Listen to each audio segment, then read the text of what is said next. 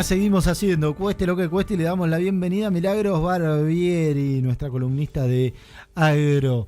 Mili, muy buen día, ¿cómo va? Tanto tiempo. Buen día, buen día.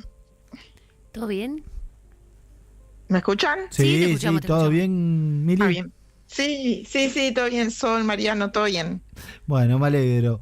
Mili, hacía bastante tiempo que no charlábamos con Milagro y hay muchas cosas para analizar, y un poco lo que queremos es conocer qué está pasando con las economías regionales, cuál es la situación que viven actualmente. Bueno, esta semana salió la situación igual podemos adivinar, ¿no? O Sí, sí. analizar a priori. Tenemos como todos una intuición de que la situación no es buena. Esta semana salió el semáforo, se llama el semáforo, que es un instrumento que saca Coninagro, que es la gremial de las cooperativas más grandes del país, pero que analiza todas las escalas de las economías regionales, no solo de las grandes cooperativas, sino que analiza como todo el sector.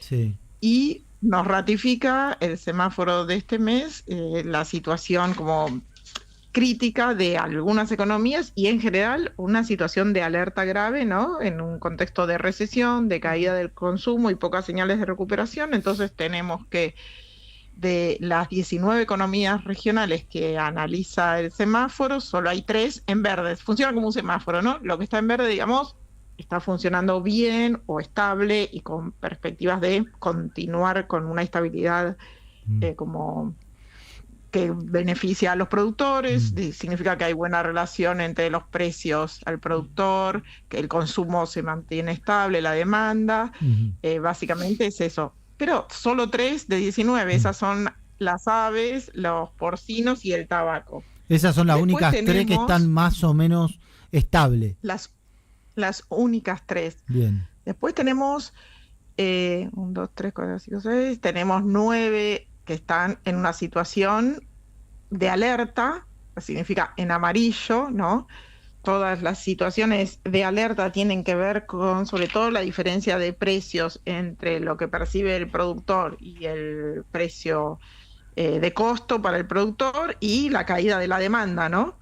O sea, entonces ahí tenemos el algodón, el arroz, lo forestal, las hortalizas, los lácteos, los ovinos con la gran nevada que hubo este año en el sur, que impactó muchísimo en la pérdida de stock ganadero, ¿no? Bueno, la papa, peras y manzanas, voy a hacer como un comentario sobre lo de peras, porque yo creo que, bueno, como lo meten todos juntos, peras y manzanas, pero creo que la situación de peras es como crítica para rojo ya.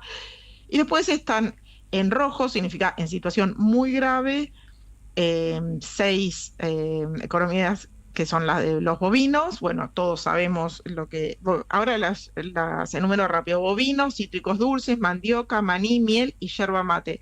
Bovinos, el descenso del consumo interno de carne vacuna, todos escuchamos hablar de eso. En septiembre fue el consumo más bajo en 26 años, aunque los precios de la carne por ahora no están aumentando por abajo del índice de precios al consumidor. O sea, tenemos precios retrasados con respecto a otras ofertas de la canasta alimentaria y otros precios con los que convivimos habitualmente, ¿no?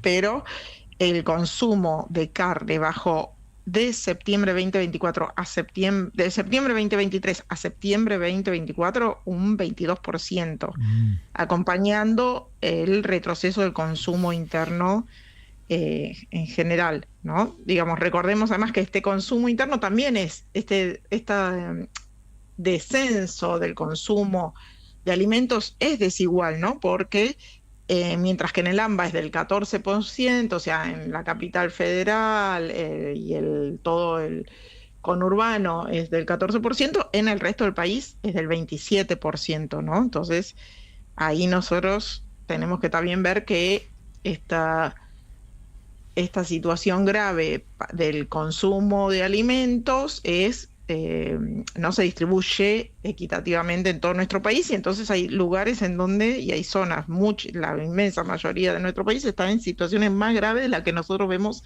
habitualmente por lo menos acá en la región capital, ¿no? Mm. Y después tenemos... Sí. No, decime. te iba a preguntar, que estaba leyendo, la yerba mate también está en una situación muy compleja.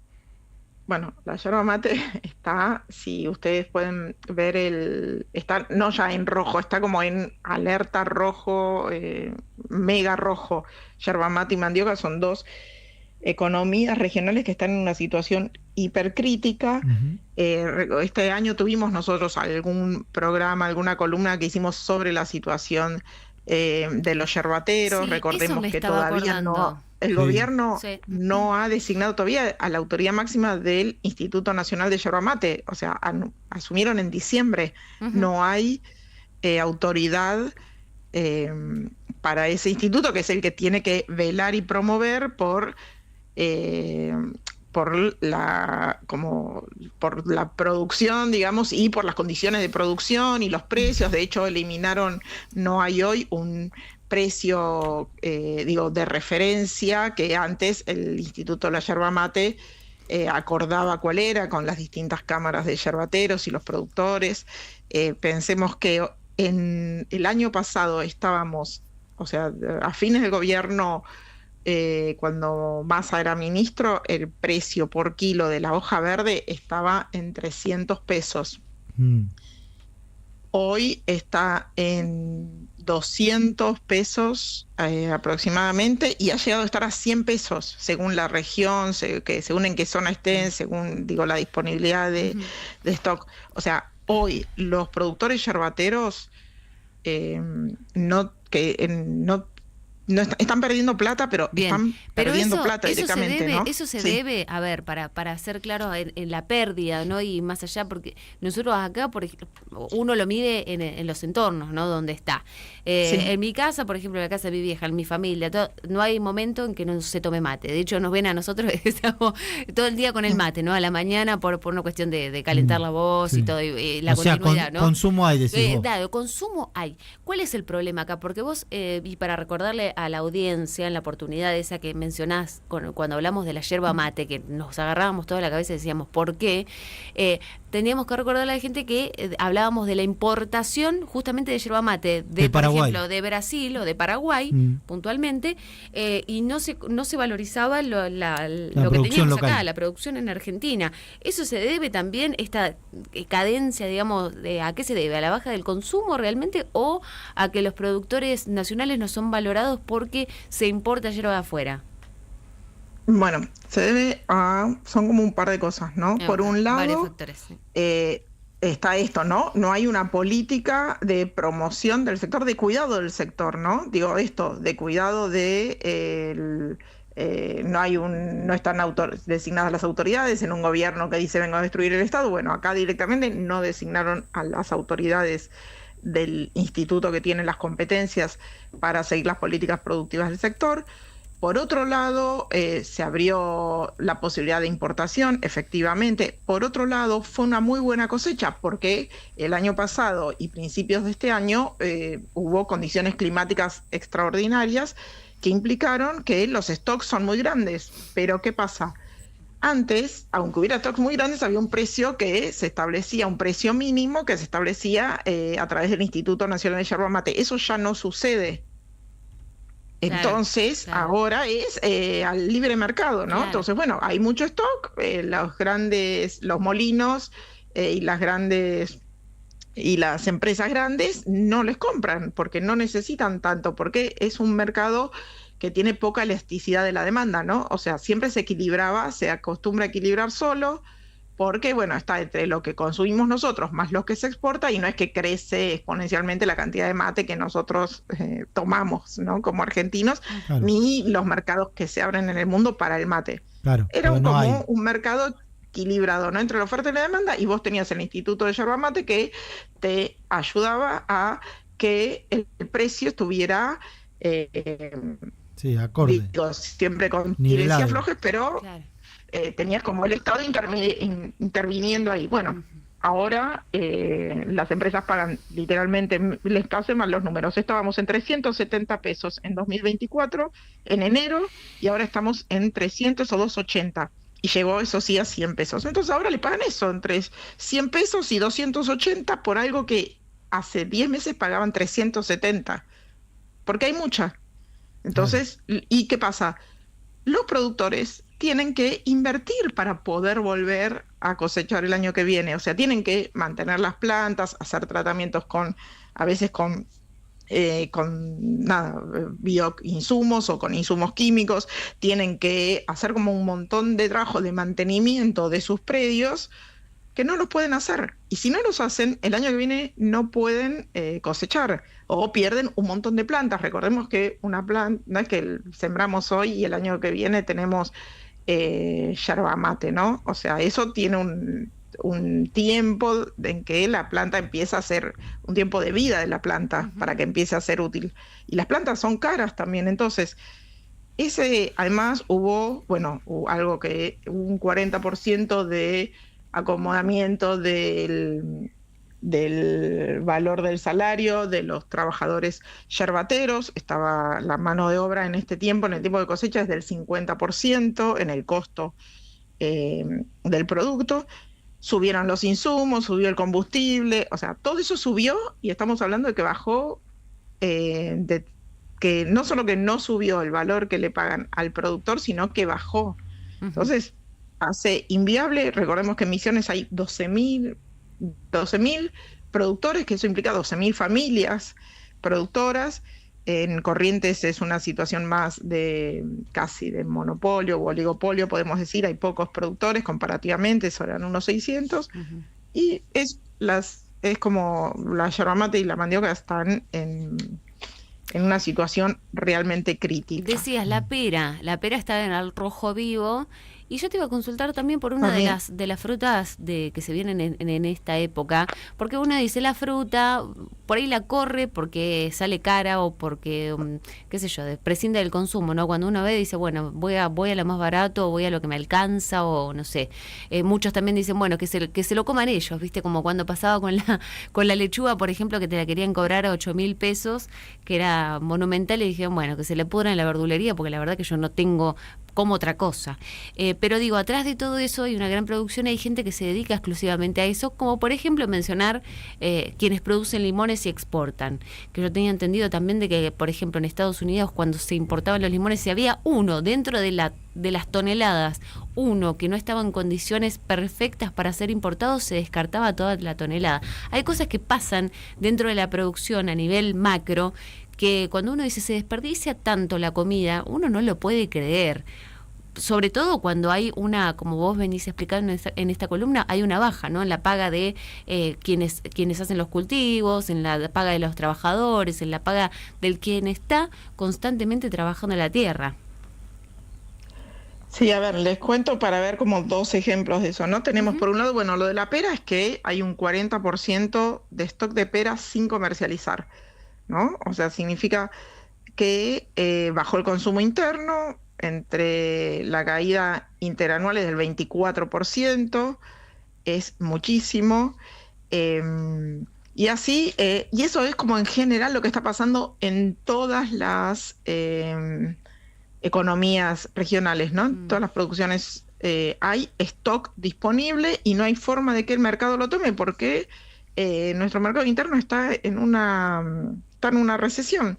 Estaba viendo lo del vino, cómo cayó el consumo interno también entre septiembre y agosto, o sea, de un mes a otro bajó 13,5%. Pasamos de 706.000 litros en nuestro mercado interno, de 816.000 litros a 706.000.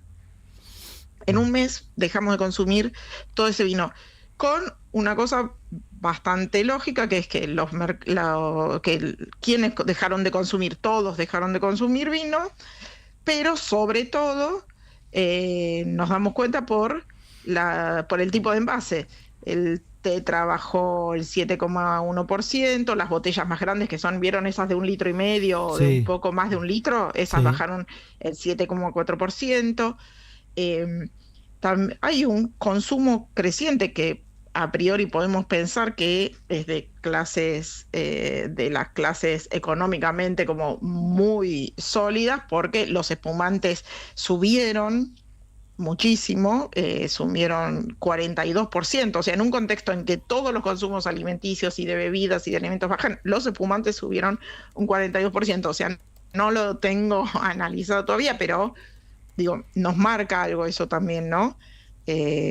Quiénes están pudiendo acceder y de dónde habría que ver de dónde vienen esa posibilidad de consumo extraordinario que en un contexto de merma del consumo tan marcado y de merma del consumo de alimentos tan marcado, el consumo de espumantes, que no estamos hablando, que no estamos en diciembre, no estamos en época de fiestas, subió 42%. Básicamente lo que nosotros podemos ver acá es que la macro está haciendo un daño enorme a cualquiera de los sectores productivos, ¿no? O sea, hoy en Argentina producir alimentos no es rentable, más allá de los casos de concentración y eso, ¿no? Pero digo, no, nuestro mercado interno explica el 80% de nuestro PBI. Entonces, si un gobierno, un país que no está prestando atención al mercado interno, que solo está preocupado por generar condiciones de exportación, pero que tampoco las está generando, no mira el mercado interno y desatiende el mercado interno, nuestro PBI, digo, va a haber forma de sostenerlo, ¿no? O sea, y esto implica que va a haber menos empleo, que va a haber menos producción, que obviamente, aunque quisieran invertir en políticas públicas de salud o de educación o de infraestructura, no lo van a poder hacer porque no estamos generando las condiciones para generar riqueza en la Argentina, ¿no? Riqueza que, o sea, pueda ser distribuida. Milagro, me da la sensación, por lo que mencionás, que estamos como pisando la crisis, o sea, estamos metiéndonos adentro, o sea, la profundidad de la crisis todavía no la vimos.